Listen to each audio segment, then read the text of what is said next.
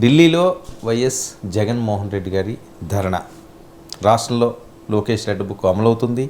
Red book ప్రకారం పోలీసులు నడుచుకుంటున్నారు. అంతేకాకుండా జగన్మోహన్ రెడ్డి గారి ధర్నాకి పలువురు రాజకీయ పార్టీలు, పలువురు ముఖ్య నేతలు, ఎంపీలు ఆయనకు మద్దతు పడడం. అందులో ప్రధానంగా ఉద్ధవ్, ఎంపీ సంజయ్ రౌత్, అలాగే అరవింద్ సావంత్, ఏఎంకి ఎంపీ తంబి దొరై, ఇలా చాలామంది, అఖిలేష్ యాదవ్ గారు, వీళ్ళందరూ కూడా సపోర్ట్ ఇవ్వడం జరిగింది. అంతేకాకుండా సావంత్ గారు మాట్లాడుతూ కేంద్రం జోక్యం చేసుకోకపోతే ఏపీ మరో మణిపూర్లో మారుతున్నదని ఆయన కామెంట్ చేయడం. మరొక వైపు వైసీపీ గతంలో ఇలాంటివేమీ అకృత్యాలు మేము చేయలేదు అని జగన్మోహన్ రెడ్డి గారు మాట్లాడుతూనే పదవి ఎవరికి శాశ్వతం కాదు, మీరు రెచ్చిపోకండి అని చెప్పి ఆయన శుద్ధులు చెప్పారంటూ పెద్ద ఎత్తున ట్రోల్ అవుతున్న అంశాలు ఒకసారి ఆ బయటలు విందాం sir. Have a government in place where within 45 days of coming into power, you have a situation where more than 30 people have been murdered, where you have more than 300 people on whom you have assaults taken place, which led to attempt of murder, where you have more than 560 properties, private properties vandalized, where you have more than 490 government properties also vandalized, where you also have more than 1,000 cases where you have a situation of assaults taking place, private properties destroyed, people walking into the houses, destroying the properties within, where plantations have been destroyed. That is the plight of affairs in Andhra Pradesh. In fact, you have people like Chandrababu Naidu's son, Nara Lokesh, displaying a red book, where he displaying a red book is actually captured in the form of hoardings and displayed all over the state. And the contents in this red book are a list of officials, a list of politicians on whom they intend to take action. और जो मैंने photographs या videos देखे हैं, शायद मैं सच्चाई नहीं जान पाता. पॉलिटिक्स में कभी आप सत्ता में रहते हैं, कभी सत्ता से बाहर चले जाते हैं. मैं इतना ही कहना चाहता हूँ, ये देख करके जो लोग सरकार में हैं उन्हें सादगी रखनी चाहिए, दूसरे लोगों की सुनना चाहिए, दूसरे लोगों की जान नहीं लेनी चाहिए. जो तस्वीरें और जो वीडियो देखने को मिल रहा है कि जब से सरकार में आए हैं कि उन्होंने दूसरे लोग जो पॉलिटिकल लोग हैं उनके साथ अन्याय करना शुरू किया है. जान लेना, पुलिस सड़कों पर मारना, उनकी प्रॉपर्टी का नुकसान पहुंचाना, और अगर उनसे जुड़े हुए लोग हैं उनके खिलाफ भी कानूनी कार्रवाई करना, झूठे मुकदमे लगाना. जो जनप्रतिनिधि रहे हैं, जो इलेक्टेड मेंबर्स रहे हैं, उन पे भी जानलेवा हमला करना, ये कहीं भी स्वस्थ लोकतंत्र में और स्वस्थ लोकतंत्र का परिचय नहीं हो सकता है. రైట్, ఇవి సార్ కామెంట్స్. అంటే ఇప్పుడు ఇది ఒకటి, ఇందులో ఇండియా కూటమి నేతలు రావడమే ఒక ఆసక్తికరమైన పరిణామం. అంటే పొలిటికల్గా జగన్మోహన్ రెడ్డి ప్రభుత్వంలో ఏం జరిగింది, జరగలేదని ఆయన ఏం చెప్పుకున్నా అందరికీ తెలిసి ఏం జరిగింది. ఇందులో ఏది ఎక్కువ ఏది తక్కువ అని బ్యాలెన్స్లో వేసి తరాజులో పెట్టి జోకే అది మెజర్ చేసేటువంటి అవకాశం లేదు. బట్ అందరికీ తెలుసు, ఆంధ్రప్రదేశ్ ప్రజల అనుభవం కదా, 5 ఏళ్లలో ఏం జరిగింది, స్థానిక ఎన్నికలప్పుడు ఏం జరిగింది, ఇవన్నీ మనం చూసాం. సో అందువల్ల ఎవరు చేసినా ఖచ్చితంగా రాజకీయ హింస తప్పు. ఎందుకంటే ఎన్నికల్లో ఎవరైనా గెలవచ్చు, ఎవరైనా ఓడవచ్చు. సో అందుకని నేను అసెంబ్లీ సాక్షిగా కూడా చంద్రబాబు నాయుడు అవమానించిన తీరు, నాయకులు మాట్లాడిన తీరు, ఇవన్నీ దే ఆర్ రికార్డెడ్ కదా. అందులో ఎవరు క్వశ్చన్ చేసడానికి స్కోపే లేదు. జగన్మోహన్ రెడ్డి కెనాట్ క్లెయిమ్ నా ప్రభుత్వంలో ఎలాంటివి జరగలేదు, ఇప్పుడే జరుగుతున్నాయని. ఏది ఎక్కువ జరిగాయా తక్కువ జరిగాయా అనే దానికి మెజర్మెంట్ స్కోపే లేదు. అప్పుడు జరిగాయి, ఇప్పుడు జరిగాయి అన్నది నిజం. ఏది ఎక్కువ ఏది తక్కువ అనే దానికన్నా కూడా. సో ఇందులో ఇక ఇండియా కూటమి నేతలు రావడమే కీలకమైన విషయం. ఎందుకంటే జగన్మోహన్ రెడ్డి ఇండియా కూటమిలో లేడు, ఎన్డీఏలో కూడా లేడు. పైగా ఆయన ఈ ఎన్నికల తర్వాత కూడా టీడీపీ ఎన్డీఏలో ఉన్నా కూడా తాను ఎన్డీఏకు మద్దతు ఇస్తున్నట్టు, అంశాల వారీగా మద్దతు ఇస్తున్నట్టు ప్రకటించాడు కూడా. మరి అలాంటప్పుడు ఇండియా కూటమి నేతలను ఎందుకు పిలిచాడు? ఎందుకంటే అఖిలేష్ యాదవ్ క్లియర్గా అన్నారు, నాకు జగన్ ఆహ్వానించాడు అని కూడా చెప్పాడు. ఆహ్వానించి కూడా వాళ్ళు రారు కదా. సో ఆయన క్లియర్గా నాన్ బీజేపీ పార్టీస్, ఇండియా కూటమి నేతలనే కాదు, నాన్ బీజేపీ పార్టీస్ను ఆహ్వానించాడు. మరి కాంగ్రెస్కు వీరికి ఆహ్వానం ఉందో లేదో తెలియదు. కాంగ్రెస్కు, కమ్యూనిస్టులకు వీళ్ళకి ఆహ్వానం ఉందో అంటే ఆయన వస్తారనుకున్న వాళ్ళని పిలిచాడా, ఎవరిని పిలిచాడు, ఎవరు పిలిస్తే వచ్చారు, ఎవరు పిలిస్తే రాలేదు, ఈ డేటా లేదు. కానీ సమాజ్వాదీ పార్టీ ఉద్ధవ్ శివసేన, అలాగే తృణమూల్ కాంగ్రెస్, ఏఐఏడిఎంకే, ఈ 4 పార్టీల నేతలు వచ్చినట్లు మీడియాలో చూసాం. ఇందులో ఏడీఎంకే ఇండియా కూటమి వ్యతిరేక పార్టీ. అఫ్కోర్స్ బీజేపీతో లేదు, ఎన్డీఏలో లేదు, కానీ అది ఇండియా కూటమికి వ్యతిరేక పక్షం. అక్కడ ఇండియా కూటమి డిఎంకే ఉంది, అందులో ఆయన వచ్చి తమిళనాడులో కూడా ఇలాగే ఉంది అన్నాడు. అందువల్ల ఇండియా కూటమి పక్షమైన డిఎంకేపై కూడా ఉన్నాడు. అందువల్ల ఇండియా కూటమి వాళ్ళు అండగా వచ్చారని కూడా కంక్లూడ్ చేయలేము. ఎందుకంటే మరి ఇండియా కూటమి అండగా వస్తే తంబిదురు అని పిలవకూడదు. ఎందుకంటే తంబిదురై రావడము జగన్మోహన్ రెడ్డి, వైఎస్ఆర్ కాంగ్రెస్, ఏఐఏడీఎంకేల మధ్య స్నేహాన్ని ఇండియా కూటమిలో కీలక పక్షమైన డిఎంకే అంగీకరించింది కదా. అలా మళ్ళీ ఈ ఇండియా కూటమి నేతలు వస్తున్న సమయంలో కూడా షర్మిల మళ్ళీ జగన్ పైన తీవ్రమైన విమర్శలు కూడా చేశారు.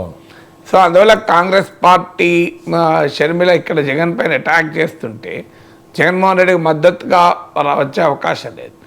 అందువల్ల ఆంధ్రప్రదేశ్ రాజకీయాల్లో ఒక సంచలనమైన రాజకీయ పరిణామం ఎన్డీఏ వర్సెస్ ఇండియా కూటమిగా రాజకీయం మారుతుందన్న కంక్లూజన్ ఇప్పటికే రాలేము. ఆ కంక్లూజన్ ఇప్పుడే రాలేము. కానీ ఇండియా కూటమి నేతలతో ఎందుకు స్నేహం చేస్తున్నాడు? మరి భారతీయ జనతా పార్టీకి అంశాల వారీగా మద్దతు ఇస్తూ భారతీయ జనతా పార్టీని పూర్తిగా వ్యతిరేకించే కూటమి నేతలు సాయాన్ని ఎందుకు జగన్ తీసుకుంటున్నాడు? వాళ్ళు ఎందుకు వస్తున్నారు? వాళ్ళు రావటానికి ఒక పాసిబిలిటీ ఉంది, నష్టమేం లేదు కదా వాళ్ళకు. ఇప్పుడు సమాజ్వాదీ పార్టీకి ఆంధ్రప్రదేశ్లో ఏం లేదు, మీకు తృణమూల్ కాంగ్రెస్కి ఏమీ లేదు. మీరు గమనిస్తే వీళ్ళంతా ప్రాంతీయ పార్టీలే. సో ఎందుకంటే వాళ్ళకేమి ఇక్కడ ఏపీలో రాజకీయ స్టేక్స్ లేవు. మీకు తృణమూల్ కాంగ్రెస్ కానీ, సమాజ్వాదీ పార్టీ కానీ, ఉద్ధవ్ శివసేన కానీ, అలాగే ఏడీఎంకే కానీ, ఈ 4 పార్టీలకు ఆంధ్రప్రదేశ్లో రాజకీయ మూలాలు ఏం లేవు. సో మూలాలు ఉండే అవకాశం కూడా లేవు. కానీ మరి బీజేపీ, నాన్ బీజేపీ అన్నప్పుడు బీఆర్ఎస్ను పిలవలేదు. మీరు గమనిస్తే ఇక్కడ బీఆర్ఎస్ లేదు, బిజు జనతాదళ్ కూడా లేదు. సో బిజు జనతాదళ్ కూడా ఈ మధ్య కాలంలో బీజేపీకి వ్యతిరేకంగానే ఉన్నాయి. అందువల్ల నాన్ బీజేపీ పార్టీలన్నింటినీ ఆహ్వానించాడు, నాన్ ఎన్డీఏ పార్టీలను అని కూడా కంక్లూజన్కి రాలేము. సో ఒకటి నిజమైనకున్న పర్సనల్ పరిచయాలతో ఒక విస్తృత రాజకీయ మద్దతు కూడా కట్టుకోవాలనే ప్రయత్నం చేశాడు. ఎందుకంటే ఆయన ఎన్డీఏలో లేడు, ఇండియా కూటమిలో లేడు కనుక ఎంతో కొంత నేషనల్ క్యాపిటల్లో ధర్నా చేస్తే ఎవరు రాకపోతే వర్కౌట్ కాదు కనుక ఆయనకున్న పర్సనల్ రిలేషన్స్, పొలిటికల్ రిలేషన్స్ కన్నా పర్సనల్ రిలేషన్స్తో కొంతమంది నాయకుల్ని ఇన్వైట్ చేసినట్టుగా ఉన్నారు. వాళ్ళకి ఇక్కడ ఏ మూలాలు లేవు, ఏ స్టేక్స్ లేవు కనుక ఢిల్లీలో కుచ్ హో రహా హై, బులాయా జగన్ జాయింగే ఉస్మే క్యా హై అని వాళ్ళు వచ్చారు. ఎందుకంటే ఇదే అఖిలేష్ యాదవ్, ఇదే తృణమూల్ కాంగ్రెస్ జగన్మోహన్ రెడ్డి విమర్శించారు చంద్రబాబు నాయుడు అరెస్ట్ చేసినప్పుడు. అప్పుడు చంద్రబాబు నాయుడు ఎన్డీఏలో లేడు. అందువల్ల వారోమో బీజేపీ పట్ల వ్యతిరేకతతో బీజేపీ మిత్రపక్షమైన తెలుగుదేశం పార్టీకి వ్యతిరేకంగా పోరాడుతున్నాడు కనుక, తమకు ఆంధ్రప్రదేశ్లో పొలిటికల్ స్టేక్స్ లేవు కనుక నష్టమేమి లేదు, రేపు లైన్ ఆఫ్ కాంటాక్ట్ ఉంటే దారేసి పెడితే ఇవాళ కాకపోతే రేపైనా వాడచ్చు ఆ దారిని అనే యాంగిల్లో వాళ్ళు వచ్చి ఉంటారు. జగన్మోహన్ రెడ్డి ఏంటంటే తనకు జాతీయ స్థాయిలో ఎవరూ మద్దతు లేరు అనేటువంటి రాజకీయ వాతావరణం వస్తే గౌరవం తగ్గుతుంది. ఇప్పుడు విజయవాడలో చేసిన అదే పేని నాని కొడాలి నాని అంబటి రామ్మోహన్ ఢిల్లీలో చేసిన వీళ్ళే ఉంటే ఏంటి ప్రయోజనం? ఢిల్లీలో చేసినప్పుడు కనీసం ఇవాళ మన పత్రికల్లో ఆ వార్త ఇంత స్థాయిలో వచ్చిందంటే కారణం వీళ్ళంతా రావడమే. అఖిలేష్, తంబిదురాయ్, సంజయ్ రావుత్, నదీముల్ హక్, తృణమూల్ కాంగ్రెస్ వీళ్ళెవరు రాకపోతే ఆ ఢిల్లీ అనిపించుకోరు కదా. అంటే ఈయన ప్లాన్ కూడా ఆ రకంగా అటెన్షన్ చేయడానికేనండి. బట్ అనుమానమే ఉంటుంది. నేషనల్ మీడియా అటెన్షన్ తీసుకోవాలి, నేషనల్ పొలిటికల్ అటెన్షన్ తీసుకోవాలి. ఒక రకంగా ఇండికేషన్ కూడా బీజేపీకి ఇప్పటిదాకా బీజేపీ జగన్ మద్దతును టేకన్ ఫర్ గ్రాంటెడ్ తీసుకుంటుంది. ఎందుకంటే అధికారంలో ఉన్నా ప్రతిపక్షంలో ఉన్నా అటు టీడీపీ కానీ ఇటు వైసీపీ కానీ 2019 తర్వాత బీజేపీతోనే ఉన్నాయి. సో ఇందులో తేడాలు. ఇప్పుడు టీడీపీ వెళ్ళి డైరెక్ట్గా బీజేపీతో ఉంది. బీజేపీ అయినా వైసీపీతో స్నేహాన్ని వదులుకోలేదు. దానికి క్లాసిక్ ఎగ్జాంపులే మీకు పార్లమెంట్ స్పీకర్ ఎన్నిక. అవసరం లేకపోయినా వైసీపీ మద్దతు అడిగింది, వైసీపీ ఇచ్చింది కూడా. సో ఇండియా కూటమి అభ్యర్థికి వైసీపీ మద్దతు ఇవ్వలే. ఇక్కడ వచ్చిన రాజకీయ పార్టీల్లో సమాజ్వాదీ పార్టీ, ఉద్ధవ్ శివసేన, అలాగే తృణమూల్ కాంగ్రెస్ వీళ్ళ అభ్యర్థికి వాళ్ళు మద్దతు ఇవ్వలే కదా జగన్. వీళ్ళతో ఎప్పుడు లేడు. సో అందువల్ల జగన్ ఎప్పుడూ లేకపోయినా వాళ్ళు వచ్చారంటే వాళ్ళకి ఇక్కడ ఆంధ్రప్రదేశ్లో ఏ స్టేక్స్ లేవు కనుక, చంద్రబాబు నాయుడు ఆల్రెడీ మోడీతో ఉన్నాడు కనుక మోడీని వ్యతిరేకిస్తారు, బీజేపీని వ్యతిరేకిస్తారు కనుక వాళ్ళు వచ్చారు. జగన్మోహన్ రెడ్డి ఏంటంటే ఇప్పుడు ఈ మేరకు అటెన్షన్ రావాలన్నా తనకు బీజేపీకి ఒక ఇండికేషన్, మీరు నన్ను అరెస్ట్ చేస్తారు ఆ స్థాయి కనుక వస్తే I have my own options అని చెప్పడం ఒక రకంగా. ఎందుకంటే ఇప్పుడు బీజేపీతో ఏంటి ప్రేమ జగన్కు, ఏమైనా సైద్ధాంతిక ప్రేమ ఉందా? లేదు. రాజకీయ ప్రేమ ఉందా? అవకాశం లేదు. ఎందుకంటే వాళ్ళు టీడీపీతో కలిసి ఓడించారు. ఇప్పుడు ప్రేమతో బీజేపీతో కలవడం లేదు జగన్, భయంతో కలుస్తున్నాడు. అంశాల వారీగా మద్దతు కూడా ప్రేమతో కాదు భయంతో. మన స్పీకర్ ఎన్నికకు మద్దతు కూడా ప్రేమతో కాదు భయంతో. ప్రేమ ఉండే అవకాశమే లేదు. ఎందుకంటే ఏనాడు బీజేపీకి జగన్ మిత్రపక్షం కాదు, భవిష్యత్తులో కూడా మిత్రపక్షంగా ఉండడు. ఎందుకంటే జగన్ మద్దతుగా ఉన్న వాళ్ళలో మైనారిటీలు కీలకం. సో బీజేపీతో కలిసి మైనారిటీ ఓడిపోతుందన్న భయం ఆయనకి మొదటి నుంచి ఉంది. తర్వాత టీడీపీతో కలిసి తనను ఓడించారు కూడా, ఇంత చిత్తుగా మీరు టీడీపీతో కలిసి ఓడించారు. ఎన్నికల సమయంలో టీడీపీ కోరిందంతా అమలు చేశారు. డీజీపీతో సహా అధికారులందరినీ మార్చారు, చీఫ్ సెక్రటరీ కట్టడి చేశారు. ఒక చీఫ్ సెక్రటరీ మార్చారు తప్ప ఎవ్రీథింగ్ హ్యాస్ బిన్ డెలివర్డ్ కదా. సో అందువల్ల వైసీపీ ఆ రోజు విమర్శించింది కదా, పురంధేశ్వర్ ఏం రాసిస్తే అది జరుగుతుంది అని. సో అందువల్ల క్లియర్గా బీజేపీ తన నష్టపరిచినా కూడా బీజేపీ మీద ప్రేమ ఉండడానికి అవకాశమే లేదు. అంటే భయంతో మాత్రమే మోడీతో ఉంటున్నాడు. భయం ఏంటి అందరికీ తెలుసు, ఈడీ కేసులు, సిబిఐ కేసులు అవి పెరుగుతాయి కానీ తగ్గాయి. ఇప్పుడు ఆల్రెడీ మద్యం పైన శ్వేతపత్రం సందర్భంగా చంద్రబాబు నాయుడు ప్రకటించాడు కూడా, ఈ కేసును కూడా ఈడీకి కూడా అప్పచెప్తాం, ఇందులో మనీ లాండరింగ్ జరిగింది, 1,00,000 కోట్ల నగదు అమ్మకాలు జరిగాయి అని ఆయన చాలా సీరియస్ ఆరోపణ చేశాడు ముఖ్యమంత్రిగా. సో అందువల్ల ఆ మద్యం కూడా బహుశా ఈడీకి వెళ్ళిపోతుంది ఇప్పుడు. సో మద్యం ఆల్రెడీ ఎగ్జిస్టింగ్ కేసులు ఉన్నాయి. అందువల్ల మోడీ అమిత్ షాలు ఎస్ అంటే with in hours Jaganmohan Reddy జైలుకి వెళ్తాడు. ఎందుకంటే మనం హేమంత్ సోరెన్ చూసాము, అరవింద్ కేజ్రీవాల్ చూసాము. ఇప్పటికే సుప్రీంకోర్టు హైకోర్టులు చెప్పినాయి తొందరగా తేల్చండి ఈ కేసులోని. నిన్నగాక మన హైకోర్టు 10 ఏళ్ళైనా కేసులు ఎందుకు కదలిక లేవని ప్రశ్నించింది కూడా. అందువల్ల కీ అనేది lock, Jaganmohan Reddy lock key Modi దగ్గర ఉంది. అందుకే మోడీ పట్ల ఆ లాయాలిటీ చూపుతున్నాడు. అంటే ప్రత్యర్థి పక్షంలో ఉండి కూడా అంశాల వారీగా మద్దతు బీజేపీ ఎన్డీకి ఎలా ఇస్తాడు? ఎన్డీకి ఇవ్వడం అంటే టీడీపీకి ఇవ్వడమే కదా. బీజేపీకి మద్దతు ఇవ్వడం అంటే జగన్మోహన్ రెడ్డి పార్లమెంట్లో టీడీపీ కూడా ఇవ్వడమే. ఎందుకంటే టీడీపీ నాయకుడు కూడా రామ్మోహన్ నాయుడు అలా మంత్రి కదా మోడీ క్యాబినెట్లో. అదో వింత పరిస్థితి కదా. అందుకని టీడీపీకి మద్దతు ఇవ్వడమే జగన్. కేంద్రంలో టీడీపీకి మద్దతు ఇస్తున్నాడు జగన్. ఎందుకు ఇస్తున్నాడు అంటే కేవలం ఒకే ఒక్క ఫ్యాక్టరు, అరెస్టు నుంచి. ఎందుకంటే గతంలో అరెస్ట్ కావడానికి ఇప్పుడు అరెస్ట్ కావడానికి ఒక తేడా ఉంది. గతంలో అరెస్ట్ అయితే సింపతి వచ్చింది. ఎందుకంటే అప్పుడు రాజశేఖర రెడ్డి మరణానంతరము కాంగ్రెస్ పార్టీ తీవ్రమైన ప్రజా వ్యతిరేకత ఎదుర్కొంటున్న సమయము, జగన్మోహన్ రెడ్డికి బ్రహ్మాండంగా రాజకీయంగా ఉత్సాహవంతంగా వాతావరణం ఉన్న సమయంలో అరెస్ట్ జరిగింది. అంటే పొలిటికల్లీ అపార్చున్ మూమెంట్లో అరెస్ట్ జరిగింది, సరైన సమయంలో అరెస్ట్ జరిగింది. అందువల్ల జగన్మోహన్ రెడ్డి అరెస్టు వల్ల 16 నెలలు జైల్లో ఉండడం లాభపడ్డాడు. కానీ 2014 నుంచి 10 ఏళ్ళుగా ఆయన మీద ఉన్న కేసులు ఒక్క ఇంచు కూడా కదలేదు. ఎందుకు కదలేదు అందరికీ తెలుసు, మోడీ ప్రభుత్వం చలవ వల్ల, అమిత్ షా ఆఫీసుల వల్లనే జరగవు. ఇంకా వేరే రీజన్ ఏముంటుంది? ఇప్పుడు మీకు దేశంలో బీజేపీని వ్యతిరేకించే రాజకీయ పక్ష నేతలందరిపైన కేసులు ఉన్నాయి కదా. నిన్న అక్కడికి వచ్చిన సంజయ్ రౌత్ పైన కూడా కేసు ఉంది. సో ప్రతి పార్టీని బీజేపీ ఏ పార్టీని వదలలేదు. ఒక జగన్నే మాత్రమే ముట్టుకోలేదు 10 ఏళ్ళు. చంద్రబాబు నాయుడు ఒత్తిడి ఉండుంటుంది కదా, ఎన్డీఏలో అప్పుడు ఉన్నాడు కదా. సో అందువల్ల ఇప్పుడు ఇంకా ఒత్తిడి పెరుగుతుంది. ఎందుకంటే ఇప్పుడు మోడీ ప్రభుత్వానికి చంద్రబాబు నాయుడు అవసరం కూడా ఉంది కనుక. 2014-18 మధ్య కాలంలో జగన్ అరెస్ట్ చేయమని, జగన్పై చర్యలు తీసుకోమని చంద్రబాబు నాయుడు చెప్పినా మోడీ వినటానికి అవకాశం లేకుండే. ఎందుకంటే ఆయనకు మెజార్టీ ఉండే. అందువల్ల ఆ ఒత్తిడి పనిచేయలే. కానీ ఇప్పుడు ఒత్తిడి పనిచేస్తుంది. ఎందుకంటే ఇప్పుడు టీడీపీ మద్దతు చాలా అవసరం. ఎందుకంటే నితీష్ కుమార్ చాలా చెప్పలేదు ఉసరవెల్లి. సో ఆయన ఎప్పుడు రాజకీయ నాయకులు ఉసరవెల్లిలో, అందులో నితీష్ కుమార్ పెద్ద ఉసరవెల్లి. సో ఎప్పుడు రంగు మారుతో తెలియదు. అందువల్ల ఇప్పుడు to keep Chandrababu Naidu in good humour, Jaganmohan Reddy arrest చేసే అవకాశం కూడా మనం కొట్టిపారేది. అది జగన్మోహన్ రెడ్డి కూడా అర్థమవుతుంది. అందుకే జగన్మోహన్ రెడ్డి ఓపెన్ అని అంటున్నాడు కదా, కష్టాలు మన కొత్త కాదు, దేనికైనా సిద్ధపడింది. కానీ ఇప్పుడు అరెస్ట్ అయితే అనుకున్న ఛాలెంజ్ ఏంటి అంటే ప్రజల్లో సానుభూతి లేని సమయం ఇది, ఎందుకంటే ఓడిపోయిన సమయం. సో 40% ఓట్లు రావచ్చు, బట్ స్టిల్ ఓడిపోయిన సమయం. అప్పుడు ఆయనను అరెస్ట్ చేసిన సమయంలో ఉన్న ప్రభుత్వ వ్యతిరేకత ఇప్పుడు ఉండదు, ఎందుకంటే ఈ ప్రభుత్వం కొత్తగా అధికారంలోకి వచ్చింది. నిన్న కామన్న అధికారంలోకి వచ్చిన ప్రభుత్వం పైన ఏం వ్యతిరేకత ఇప్పుడే ఉంటుంది. అందులో 164 మంది ఎమ్మెల్యేలు గెలిపించినటువంటి ప్రజలు ఎప్పటికిప్పుడు అసంతృప్తి చెందుతారా? చంద్రబాబు నాయుడు ఇప్పటికిప్పుడు ఏం చేశారని అసంతృప్తి చెందుతారు.